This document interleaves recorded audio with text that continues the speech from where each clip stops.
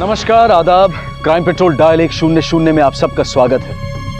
कहते हैं कि आवश्यकता आविष्कार की जननी है, पर बारूद की खोज करने वाला सिर्फ तबाही चाहता था, ये कह पाना आसान नहीं है। लेकिन जो तबाही करने की ठान लेते हैं, वो फूलों को भी हथियार बना सकते हैं।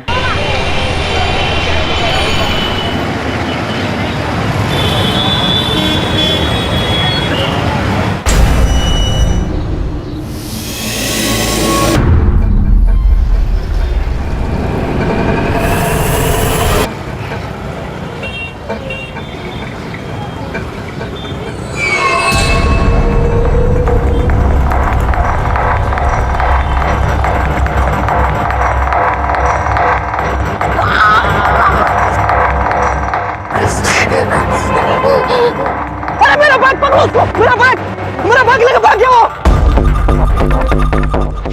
क्या हुआ? अरे पता नहीं, मेरे को सुई चुभाया, मेरा बैग लेके भाग गया।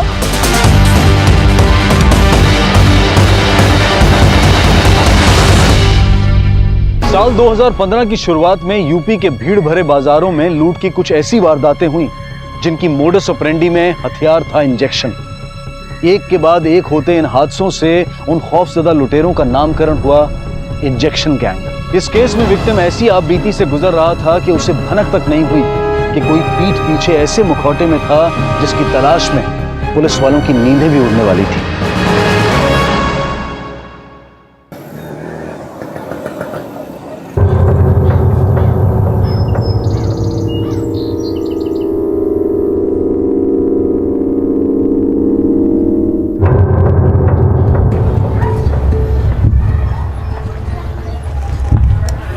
रोहित जी, नाश्ता नहीं किया, कम से कम टिफिन तो लेते जाइए। समझ लो उपवास रख लिया हम आज।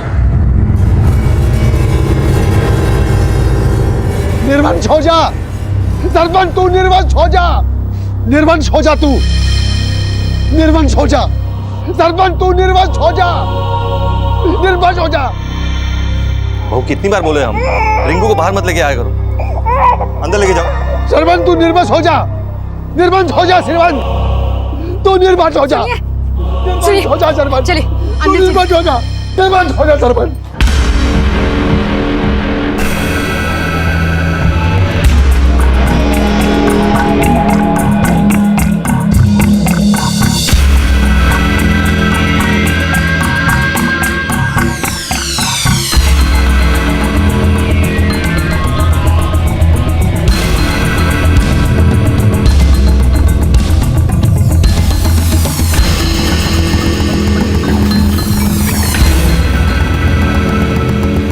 अरे रोहित, क्या हुआ तुझे? इतना अपसेट क्यों है? घर से झगड़ा करके आया क्या तू?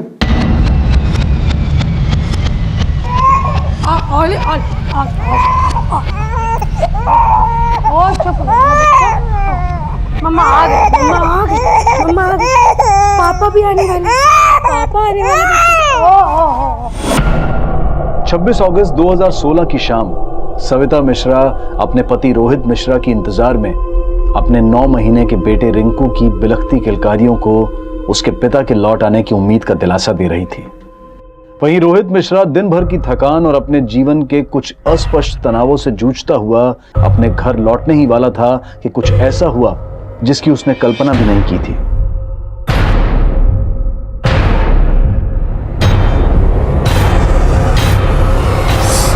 क्या हुआ? पता नहीं यार, कुछ चुभा। चुभा? ऐसा खून निकल रहा है। पर्स मोबाइल चेक कर एक बार। हाँ सब है। चल चलते हैं।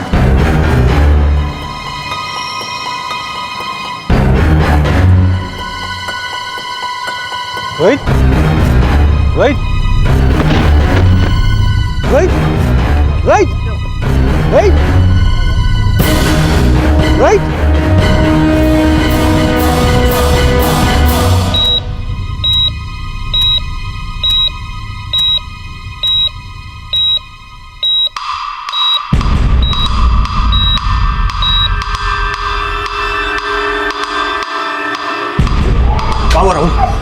होश आया?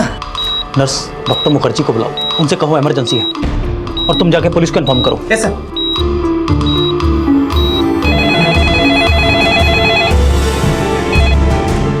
हेलो।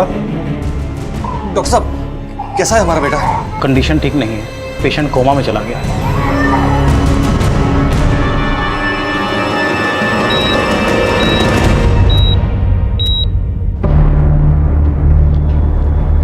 सर, पेशेंट के गले में सिरिंज के जरिए पॉइजन इंजेक्ट किया गया है। पॉइजन क्या है ये भी समझ में नहीं आ रहा है, मगर पॉइजन इतना सेंसिटिव है कि बॉडी के सेंट्रल नर्व सिस्टम को पैरालाइज कर दिया है। डॉक्टर इमरजेंसी है। Excuse me.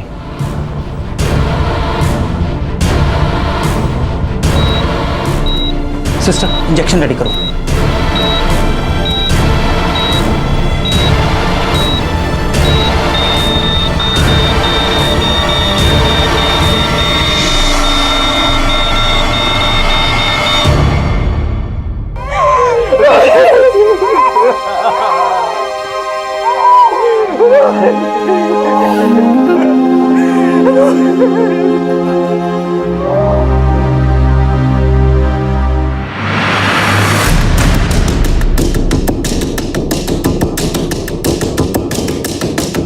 सर, यहीं पे इंजेक्शन अटैक हुआ सर। ना मैं देख पाया ना रोहित ने। रोहित का बैग या पर्स वगैरह कुछ गायब हुआ? नहीं सर, कुछ गायब नहीं हुआ। सर, आसपास कोई सीसीटीवी नहीं मिला। सिरिंज अटैक करने वाले को भी किसी ने विटनेस नहीं किया। मैंने अपने खबरियों को काम पे लगा दिया है कि पता करें इस इलाके में कौन सा इंजेक्शन गैंग एक्टिव है। नहीं सही, अगर ये काम इंजेक्शन गैंग का होता तो फिर रोहित के साथ लूट क्यों नहीं हुई? और वैसे भी अभी तक हमारे पास इंजेक्शन गैंग के जितने भी मामले आए हैं, किसी में भी विक्टिम पे पॉइजन अटैक नहीं हुआ। तो फिर रोहित को बिना लूटे उसको पॉइजन इंजेक्ट क्यों किया गया? इन्वेस्टिगेशन की शुरुआत में ही ये सवाल खड़े हो गए थे कि रोहित पर हुआ इंजेक्शन अटैक अगर एक नाकाम लूट का मामला था, तो लूट का इरादा रखने वाले इस इंजेक्शन गैंग ने आज से पहले किसी विक्टिम पर पॉइजन इंजेक्ट नहीं किया था। लेकिन फिर भी पुलिस अपनी इंफॉर्मेशन के जरिए इंजेक्शन गैंग से जुड़े हिस्ट्री शीटर्स और ब्लैक लिस्टेड लोगों को एक के बाद एक तलब करके रोहित पर हुए इस जानलेवा हमले की गुत्थी को साफ करना चाहती थी।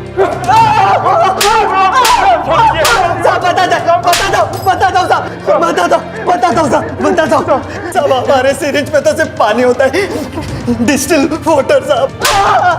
सारे आदमी वहाँ जहर से मर गया और तू पानी पानी कर रहा है। साहब, हमने उस आदमी को सुई नहीं छुपाई साहब। हमारी कोई नियत नहीं है किसी को भी मारने की साहब। हम तो लोगों को सुई छुपाते और उनको लूट लेते साहब। रोहित पर हुए अटैक में किस गैंग की भागीदारी थी ये साफ नहीं था, लेकिन रोहित की पोस्टमार्टम रिपोर्ट में हत्या में इस्तेमाल किए गए जिस पॉइजन का जिक्र आया, उसने इस केस को और भी सनसनीखेज बना दिया। पोस्टमार्टम रिपोर्ट के मुताबिक रोहित के ब्लड में कोबरा का जहर मिला, लेकिन कोबरा के जहर के साथ मिडाजोलम और फुटपिन नाम के केमिकल लिक्विड मिक्स किए गए, जिसकी वजह से बॉडी पैरालाइज हो गई और इनिशियल स्टेज पे पॉइजन के सिम्टम्स नहीं दिखे। यानी किसी ने पर्पसली ऐसा पॉइजन बनाया जिससे कि बचने की कोई गुंजाइश ही ना हो। पता लगाओ रोहित की लाइफ में कौन ऐसा है जिसका मोटिव रोहित को मारने का हो सकता है। सर,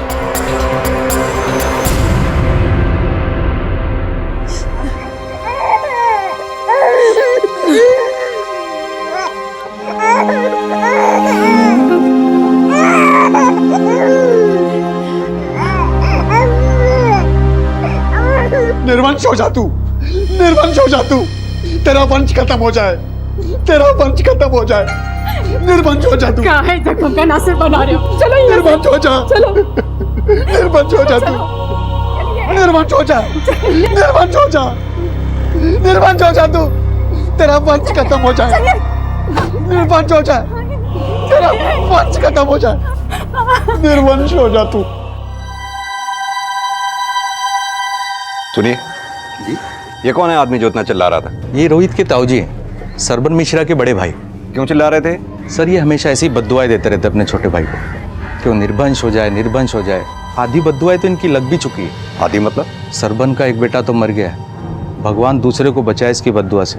साहब, हमारे बड़े भाई साहब के 2 बच्चे थे। दोनों बच्चों का देहांत होने के बाद भाई साहब एकदम पगला गए, सबको श्राप देते हैं। पता चला आपके भी 2 बेटे हैं। आपका दूसरा बेटा कहाँ है? उसे ट्रैकिंग का शौक है, वो हफ्ता भर पहले ही उत्तरांचल गया है। उसे तो पता भी नहीं है साहब के उसका बड़ा भाई। आपने उसको फोन नहीं किया? फोन किए थे साहब, लेकिन वो नेटवर्क नहीं मिल रहा था। आपके पड़ोसियों को लगता है कि आपके बड़े भाई की बद्दुआ लग गई आपको। आपको क्या लगता है रोहित के मर्डर में किसका हाथ हो सकता है? हमें कुछ समझ नहीं आ रहा है सर। हम तो कोयले के व्यापारी हैं। मेहनत मजदूरी करके रोहित को पढ़ाया लिखाया, उसकी बैंक में डिप्टी मैनेजर की जॉब लगी तो सोचा कि बुढ़ापा सुधर जाए, लेकिन क्या पता था साहब, हमारी आस ही मर जाएगी। सविता जी, आपको किसी पे कोई शक?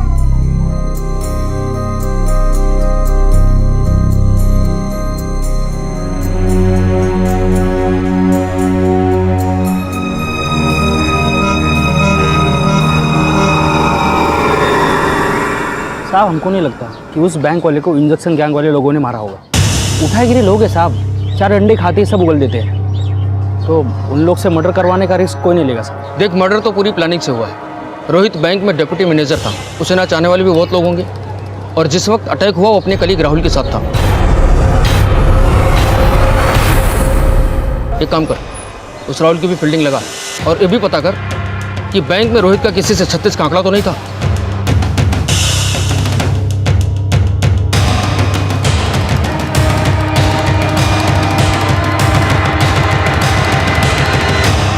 सुनिए साहब जो कुछ बोलना है हमें बोलिए, इन्हें कुछ मत बोलिए। ये किसी की कुछ बात नहीं समझते। लेकिन इन्हें गालियां दे दे के दूसरों को कोसना आता है। सबको नहीं कोसते, ये सरपन को ही कोसते बस। उसे ही क्यों? खा गया वो हमारे बच्चों को।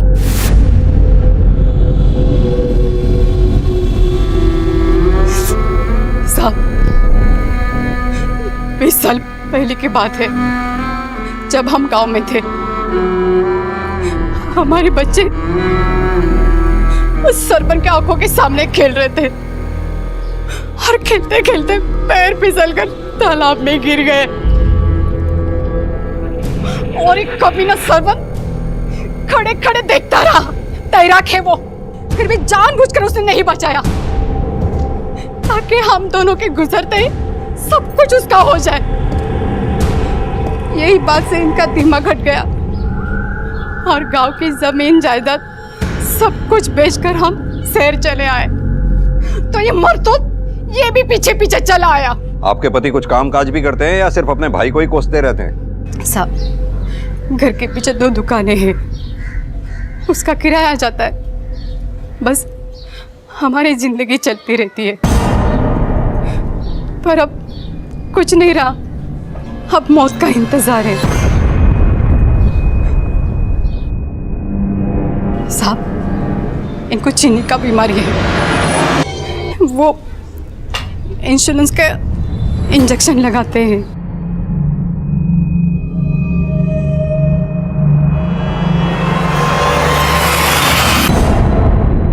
मोहल्ले वाले कह रहे हैं ये दर्शन पागल है, लेकिन ये इंजेक्शन खुद ले रहा है।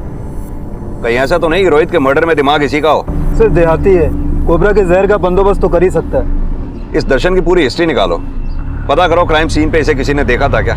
सर पुलिस एक तरफ ये जानने में जुट गई कि कहीं रोहित के पिता के बड़े भाई की बद्दुआ में किसी अपराध की मंशा तो नहीं छिपी थी, वहीं पुलिस इन्फॉर्मर्स के जरिए यह भी पता लगाया जा रहा था कि कहीं रोहित के मर्डर का एंगल रोहित के कामकाज से तो नहीं जुड़ा था। लेकिन फिलहाल पलड़ा रोहित के पिता और उनके भाई की पुरानी रंजिश का ही भारी था।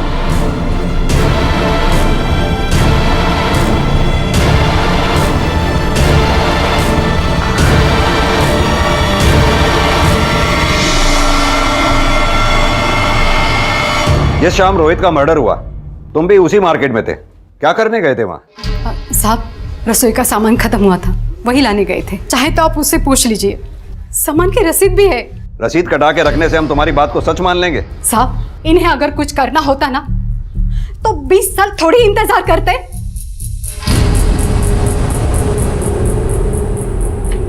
सर रसीद सही है, रसीद पर 4 बजे का टाइम है, जबकि रोहित पर अटैक शाम को 5 बजे हुआ है। दर्शन उसकी पत्नी पार्वती 5:30 बजे घर गए हैं। गुप्ता, उस बाजार से दर्शन और पार्वती के घर की दूरी ज्यादा से ज्यादा आधे घंटे की है। हो सकता है उन लोगों ने 4 से 5 बजे तक वहां इंतजार किया हो और फिर रोहित पर अटैक करके वहां से चंपत हो गए हैं। लेकिन सर कोई एविडेंस नहीं है, उसके घर से सिर्फ इंसुलिन मिला है, क्राइम सीन पे भी उसे नहीं देखा गया है। इवन रोहित का दोस्त राहुल ने भी आइडेंटिफाई नहीं किया। लेकिन गुप्ता, किसी ना किसी ने तो दुश्मनी निकाली ही है। दुश्मनी का तो पता नहीं साहब, हाँ लेकिन बड़े भाई साहब पागलपन में बद्दुआ तो देते हैं। सरपंच तू निर्वंश हो जा, निर्वंश हो जा। पागलपन में हमारे बेटे को मार दिए हो तो सब उसका कोई अंदाजा नहीं है हमें। अगर आपके बड़े भाई साहब आपके पहले बेटे रोहित को मार सकते हैं तो वो दूसरे बेटे बॉबी को भी मार सकते हैं। आपने बॉबी को फोन किया? हाँ साहब, आज सुबह दोबारा किए थे लेकिन लगा नहीं। एक काम कीजिए, हमें बॉबी का फोटो और फोन नंबर दीजिए। अभी लाते हैं।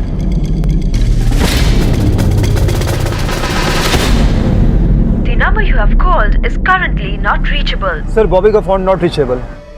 सरबन ने कहा था कि बॉबी उत्तरांचल गया है। ये बॉबी के फोन की लास्ट लोकेशन निकालो, पता करो उसका फोन लास्ट टाइम उत्तरांचल के किस एरिया में एक्टिव था।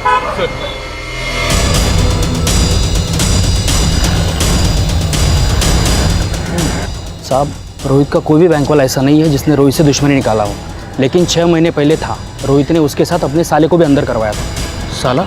साला कौन है? रोहित की बीवी ना सविता, उसका छोटा भाई है रघु दुबे। साहब वो बैंक वाला अभी तक जेल में सड़ रहा है, लेकिन ये 15 दिन पहले बाहर आया है। सुनने में आया कि 1 नंबर का गंजड़ी साहब सुई से ड्रग लेता है साहब। क्या पता वही सुई चुभा दिया होगा जीजा को।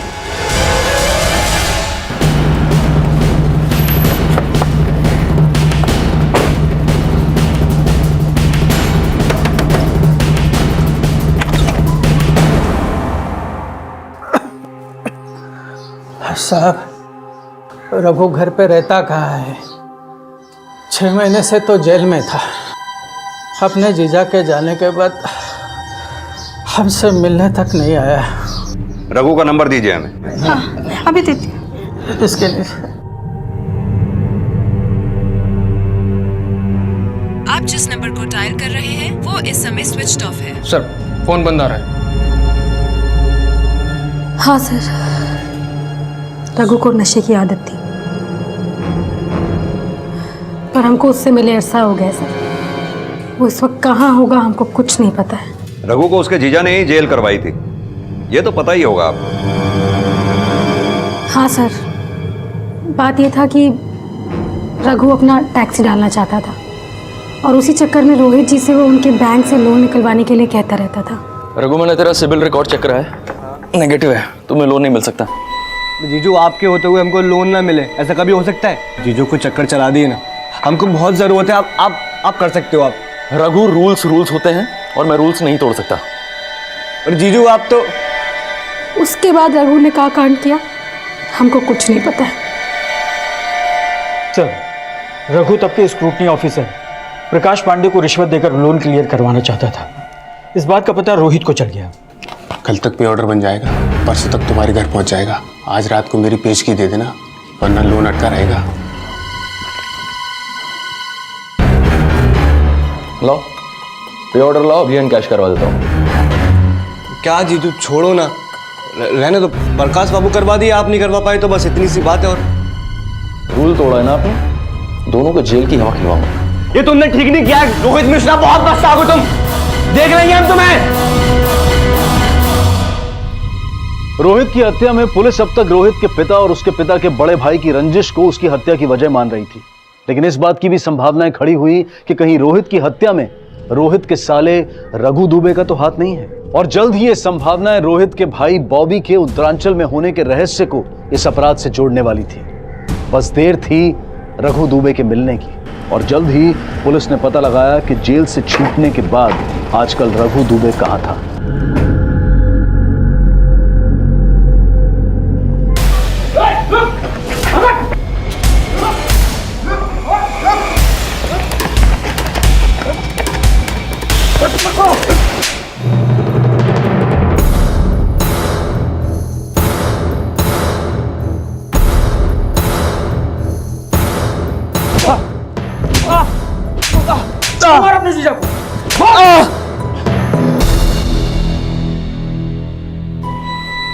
हाँ, ड्रग्स लेता हूँ मैं, पर मैंने भी अपनी लाइफ सेट करने का सोचा था।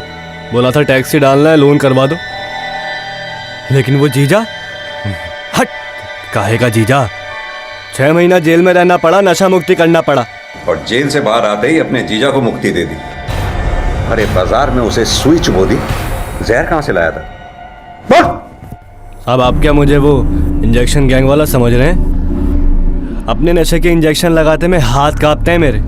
और आपको लगता है कि मैंने भरे बाजार में उसके जहर का इंजेक्शन लगा दिया? सिंह, इसका नशा उतारो अच्छी तरह से, तभी उगलेगा ये। साहब मैंने कोई मर्डर नहीं किया। ये जहर वहर मेरे समझ के बाहर है बिल्कुल।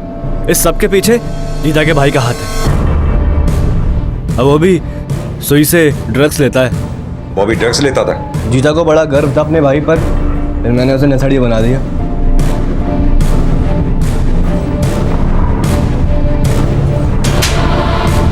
क्या ये क्या कर रहा है? तुमने लत लगाई ना मेरे भाई को? जीजा मुझ पर चिल्लाया, लेकिन नशे ने बॉबी की बुद्धि फेर दी। भाई भाई का दुश्मन बन गया। समझता क्या अपने आप को? मैनेजर होगा अपने बैंक का, हम पे मैनेजर दिखाए तो गाड़ दूंगा उसको। सर बॉबी का फोन रोहित की हत्या के 2 दिन पहले से बंद है। लास्ट लोकेशन भी उसके घर के एरिया की ही थी। तो बॉबी के फादर ने हमसे ये क्यों कहा कि बॉबी उत्तरांचल गया था? उसे ट्रैकिंग का शौक है, वो हफ्ता भर पहले ही उत्तरांचल गया है। हाँ बोल साहब, एक इम्पोर्टेंट खबर मिली है। सब बॉबी तो हमको यही बोल के गया था कि उत्तरांचल जा रहा है ट्रैकिंग के लिए। बॉबी का फोन पिछले 1 हफ्ते से बंद है और आप कह रहे हैं वो उत्तरांचल में है। कहीं ऐसा तो नहीं कि बॉबी ने ही रोहित को मारा हो और आप बचा रहे हैं उसे? ये क्या बोल रहे हैं सर? बॉबी अपने भाई को मार ही नहीं सकता सर। क्यों सविता जी, आपको भी यही लगता है? जी, रोहित जी को कोई और मारा है। बॉबी ड्रग्स लेता था, ये बात जानते हैं आप लोग? हाँ साहब, इसका भाई रघु है ना,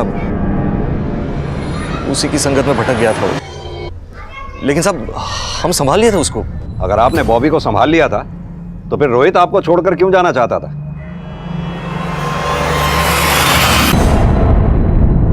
हमें यह भी पता चला है कि रोहित अपने बैंक के पास ही किराए का मकान ढूंढ रहा था। बता सकते हैं क्यों? साहब वो बॉबी की हरकतों से ही परेशान था, इसीलिए अपनी बीवी के साथ अलग रहना चाहता था। लेकिन साहब हमने बात किए थे, मना लिया था, वो अपना फैसला बदल चुका था। वो अगर रोहित ने अपना फैसला बदल लिया था तो फिर किराए के मकान के लिए उसने टोकन मनी क्यों दी? सविता जी, रोहित बॉबी की वजह से ये घर छोड़कर जाना चाहता था या वजह कुछ और ही है? बॉबी की वजह से। ये बॉबी का फोटो, ये उसका मोबाइल नंबर, ये 2 चीज़ और 2 इन्फॉर्मेशन। एक ये सुई से ड्रग्स लेता है और दूसरा बीएससी का स्टूडेंट है। इसका बाप बोल रहा है कि रोहित की हत्या से 2 दिन पहले उत्तरांचल गया था, लेकिन इसका फ़ोन इलाहाबाद में बंद हुआ। तू देख जरा, कहाँ मिलेगा? ठीक है साहब, देखता हूँ। एक बच्चा हम खो चुके हैं, बॉबी को ढूंढ लीजिए प्लीज साहब। सच में कहते हैं हमें कुछ नहीं पता। हमें तो लगता है साहब कि इस यमदूत ने कुछ किया है। निर्वंश हो जाएगा तू। निर्वंश हो जाएगा तू। मुझे निर्वंश करेगा? मुझे निर्वंश करेगा? मुझे निर्वंश करेगा? छोड़ो, छोड़ो, छोड़ो से गाड़ी में लेके चलो। दर्शन मिश्रा की बद्दुआ क्या सिर्फ उसकी जबानी भड़ास थी या उसके किए गए अपराध का कबूलनामा? ये पता लगाने के लिए पुलिस दर्शन के पागलपन को उसका दिखावा समझकर उससे सच उगलवाने की कोशिश कर रही थी, और वहीं रोहित की हत्या और बॉबी के अचानक गायब होने में रघु की भागीदारी को भी खंगाला जा रहा था। सर, दर्शन को पिटने के बाद भी वो निर्वंश की रट लगाए हुए और रघु भी वहीं का वहीं है। साहब, ये रिपोर्ट देखिए साहब, उनकी दिमागी हालत ठीक नहीं है साहब, उन्हें कुछ नहीं किया है साहब। देखिए रिपोर्ट, देखिए साहब। ये रिपोर्ट दिखाकर तुम साबित क्या करना चाहती हो? कि पागल आदमी मर्डर नहीं कर सकता? उनका शरीर देखिए, बीमारी से शरीर उनका आधा हो रखा है, अब चलते चलते हाथ नहीं लगते हैं साहब। हमारी मानो तो रोहित की बीबी के गिरबान में झाँक कर देखो, खोट वही है। तुम कहना क्या चाहती हो? साहब, वो शादी के वक्त पेट से थी और शादी के बाद 7 महीने में उसे बच्चा हुआ। आपको यकीन नहीं तो आप पता कर लो।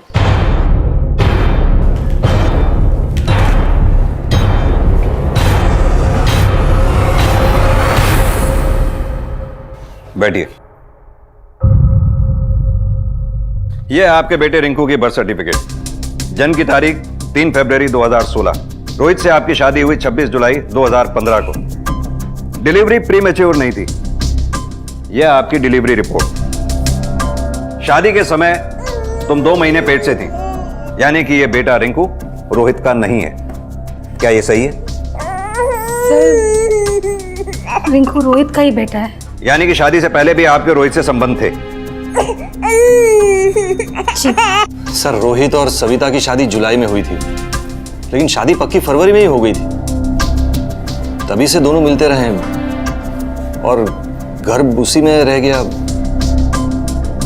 सर, ऐसी वैसी कोई बात होती तो रोहित मुझे बता देता पहले ही। तो आप ये साफ कर रहे हैं कि रोहित के मर्डर से उसकी बीवी सविता का कोई लेना देना नहीं? सर, मुझे जरा भी शक होता तो मैं आपको सब कुछ पहले ही बता देता था। रोहित के फादर का ये मानना है कि रिंकू रोहित का ही बच्चा है, लेकिन हो सकता है ये बच्चा रोहित का ना होकर के किसी और का हो और रोहित ये बात अपने फादर को ना बता पाया हो। ये रोहित की बीवी सविता की हिस्ट्री निकालो, पता करो शादी से पहले उसका कोई अफेयर तो नहीं था। रोहित के भाई बॉबी का गायब होना अब भी रहस्य बना हुआ था, लेकिन रोहित की शादीशुदा जिंदगी से जुड़ा एक नया एंगल पुलिस के सामने आया था।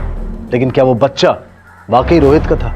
ये जानने के लिए पुलिस एक तरफ सविता के अतीत को खंगाल रही थी और वहीं बॉबी की तलाश भी जारी थी। और जल्द ही सविता से जुड़ी जानकारी के साथ पुलिस सविता के माता पिता से मिली। सविता का शादी के पहले से अफेयर था, ये एकदम सच है। हालांकि ये बात सविता ने हमें नहीं बताई, आप लोग बताइए। आप लोगों को ये राज पहले से पता था ना? देखिए, जो भी बोलिएगा सोच समझ के बोलिएगा, झूठ पकड़ा जाएगा। साहब, कॉलेज में वो किसी लड़के को प्यार करती थी।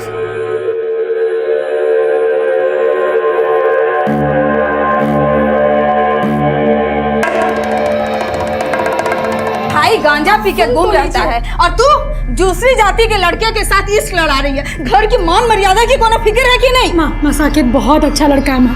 पापा, वो हमसे शादी तक करना चाहिए। चुप कर एकदम। बाप का कैंसर का इलाज करने का पैसा नहीं है और तू माँ, वो पापा के इलाज के लिए पैसे तक दे रहा है। चुप कर बेशरम।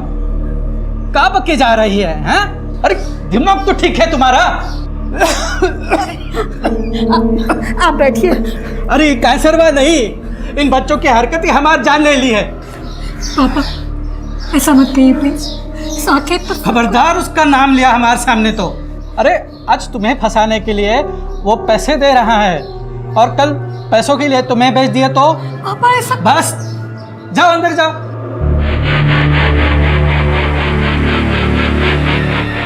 इससे पहले कि हमारी इज्जत नीलाम करके दूसरे जात वाले के साथ भाग जाए, इसके हाथ पीले करने पड़ेंगे। शादी के समय सविता गर्भवती थी क्या? ये क्या बोल रहे हो साहब आप? ऐसा कुछ भी नहीं था। देखिए, आप लोग हमसे कुछ छुपा तो नहीं रहे ना? ऐसा ना हो हमें बाद में पता लगे कि आप लोगों ने हमसे कुछ छुपाया है, अच्छा नहीं होगा फिर। सविता के माता पिता के बयान से यह साफ था कि शादी से पहले सविता ना सिर्फ साकेत नाम के एक लड़के से प्यार करती थी, बल्कि उससे शादी भी करना चाहती थी। और यह भी साफ था कि रोहित से शादी से पहले से ही सविता गर्भवती थी। सविता के माता पिता के बयान की पुष्टि करने के लिए पुलिस ने सविता के प्रेमी साकेत को पूछताछ के लिए बुलाया। ये बात सच है साहब कि हम सविता से प्यार करते थे, लेकिन सविता की फैमिली ने शादी की इजाज़त ही नहीं दी और हमारी फैमिली ने भी। उसके बाद हमारी शादी कहीं और तय हो गई। शादी के बाद सविता से मिलना हुआ? सर, एक ही शहर में रहते हैं, कभी कभी आमना सामना हो जाता है, लेकिन वो अपनी गृहस्थी में बिजी है और हम अपनी। उसकी गृहस्थी तो उजड़ गई। मतलब सर? उसके पति का मर्डर हो गया, तुम्हें नहीं पता? नहीं साहब, ये कब हुआ? लेकिन ये तो तुम्हें पता होगा कि शादी से पहले ही तुमने सविता को प्रेग्नेंट कर दिया था। सर, आप ये सब क्या बोल रहे हैं? हम उससे प्यार करते थे और हमारे बीच में कोई फिजिकल रिलेशन नहीं बना। साकेत का बयान सविता का पक्ष मजबूत तो कर रहा था, लेकिन सविता एक ऐसे चक्रव्यूह में फंसी थी जहां चारों तरफ से उंगलियां उसी के चरित्र पर उठने वाली थी। और जब एक औरत ऐसी परिस्थिति में होती है तो सच और झूठ चाहे जो भी हो, लेकिन उसका घिराव हमेशा शक की नजर से ही किया जाता है। और जब शक सच्चा साबित होता है तब अक्सर झूठ को मजबूरी बताया जाता है, और मजबूरी सिर्फ कायर ही नहीं, कभी कभी अपराधी भी बना देती है। साहब, इस बॉबी का कोई इन्फॉर्मेशन नहीं निकाल पा रहा हूँ, लेकिन इसके भाई रोहित की एक बात पता चली है। पता चला है कि वो किसी क्लिनिक में जाता था। क्लिनिक? कौन सा क्लिनिक? साहब, वो गुप्त रोगों वाला क्लिनिक।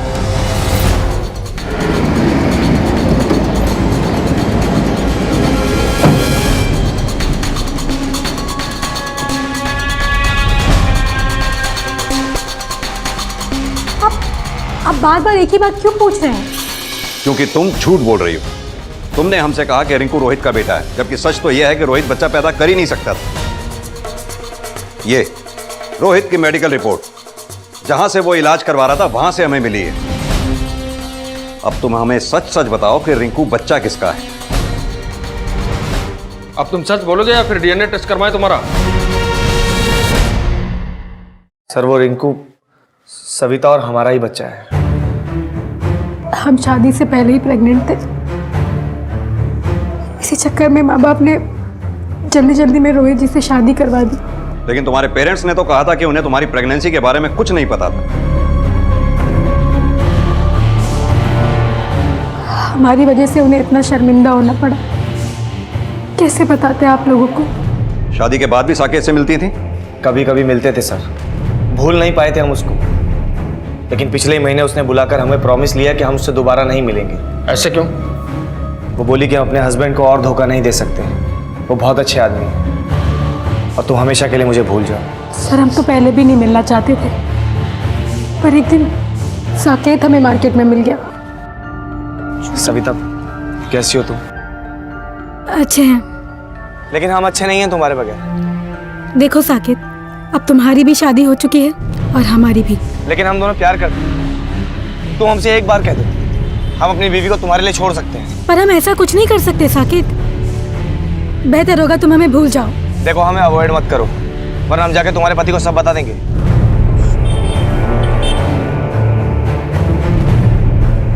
देखो सविता, मुझे गलत मत समझो, मैं तुमसे प्यार करता हूँ। क्या तुम मुझसे प्यार नहीं करती?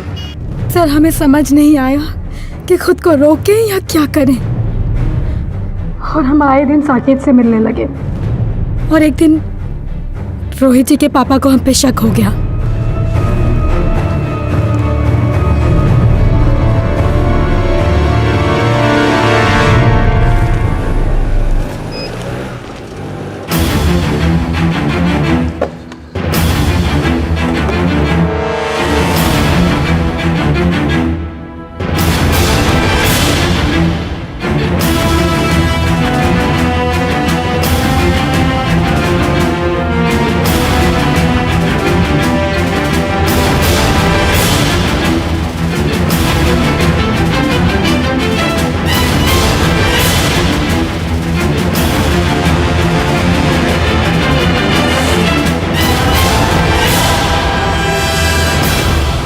क्या चल क्या रहा है आजकल? ये रोहित को बताएं क्या चल रहा है? वो हमें डांट नहीं रहे थे, बल्कि हमें ब्लैकमेल करना चाहते थे। पापा जी वो हम पापा जी वो जूम करें? पापा जी वो हम। अरे डरो मत, नहीं बताएंगे। लेकिन फिर तुम्हें भी हमारे साथ। पापा जी ज्यादा ताव मत दिखा, वरना सारे फोटो भेज देंगे रोहित को।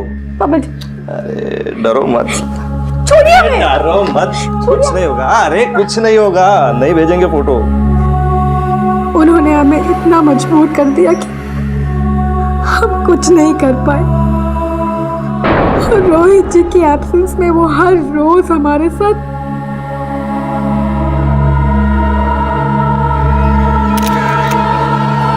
और इतना ही नहीं, वो जबरदस्ती हमारी फोटो भी लेते।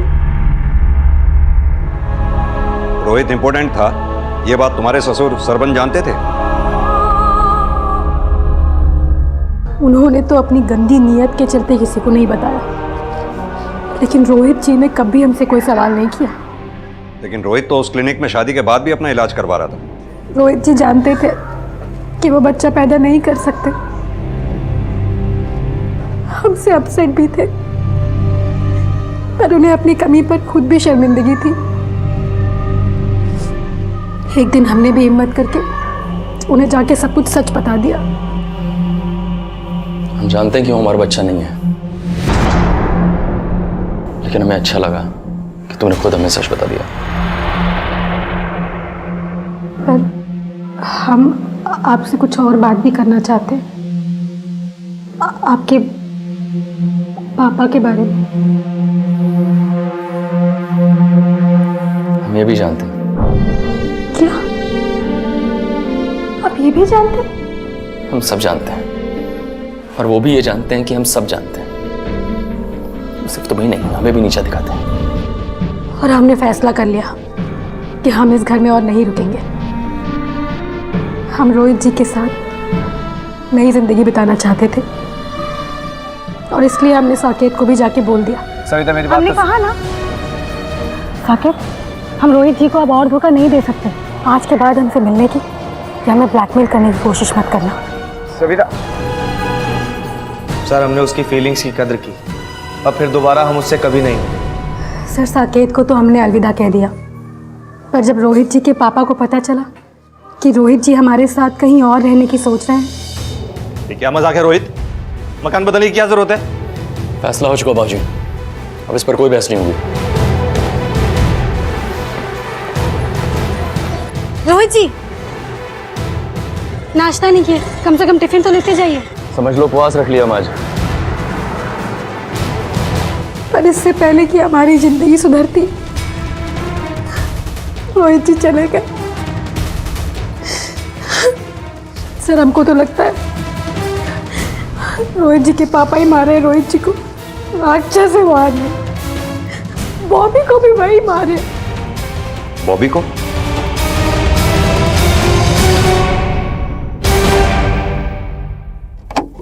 क्या कर रहे हैं आप लोग?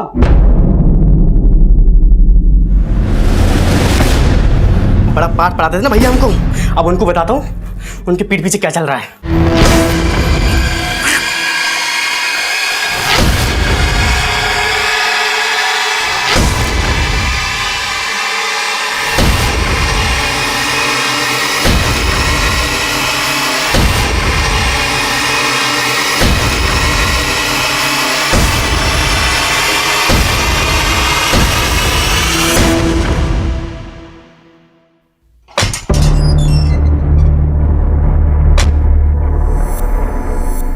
हाँ ठीक है ना शुक्ला जी, बात करते हैं बाद में।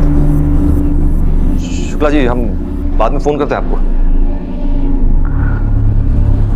लेके जाओ इसे। अरे सर, चल। अरे सर, हमने क्या किया लेकिन?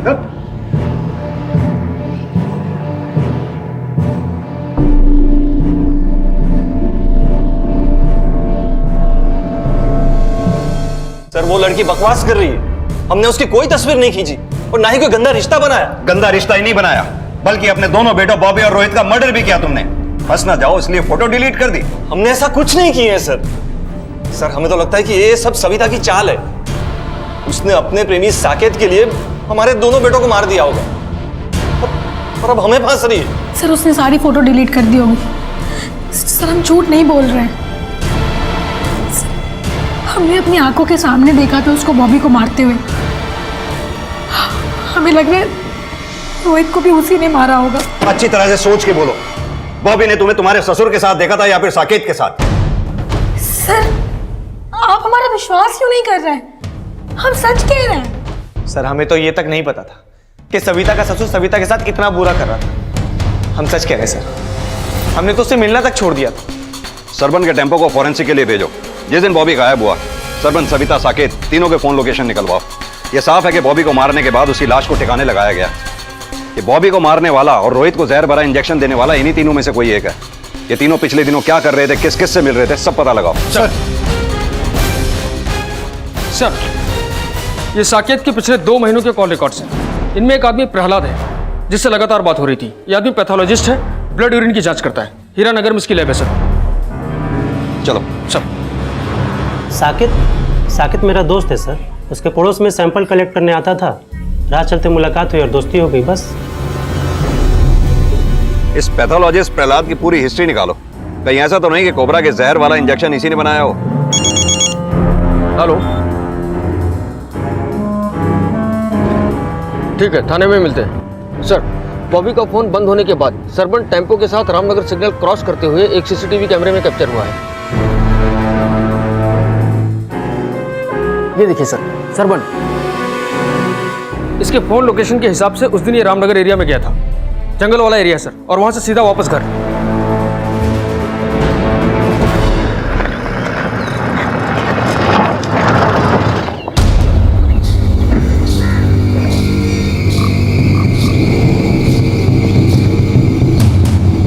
सर,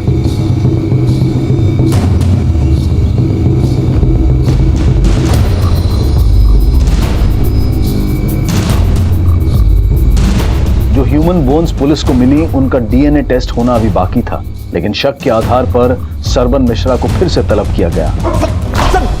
सर बता दो चल सर, उस भिखमंगे शिवेंद्र की बेटी को घर लाने की सजा है। पिछले महीने का भाड़ा लाया वो तुम्हारा, पता चला तबीयत ठीक नहीं है तुम्हारी। क्या हुआ है? क्या बताएं सरपंच, डॉक्टर ने कैंसर बताया। अरे तो इलाज कराओ इसका।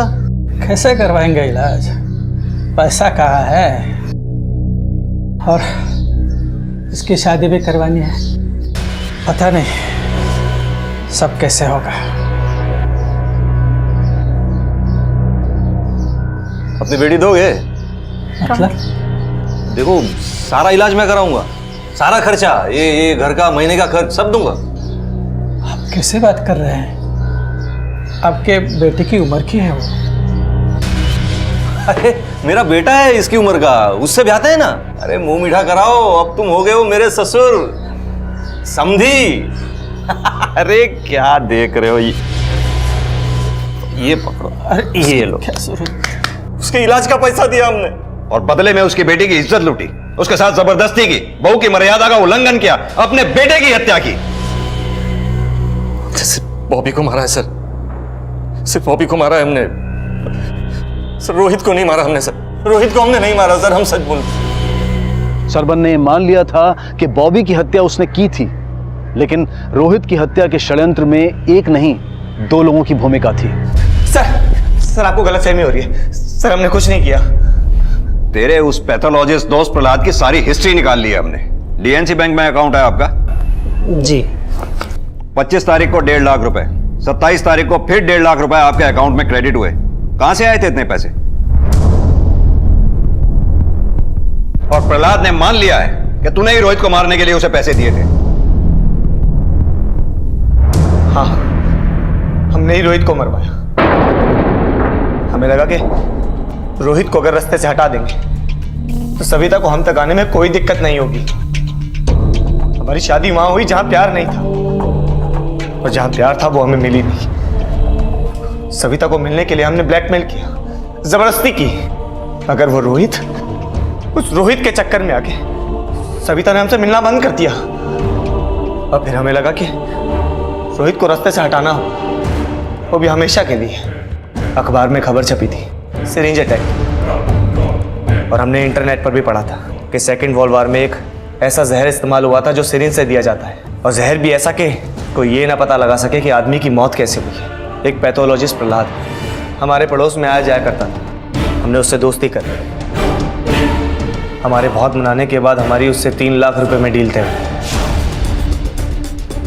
और उसी ने हमारे लिए वो इंजेक्शन बनवाया।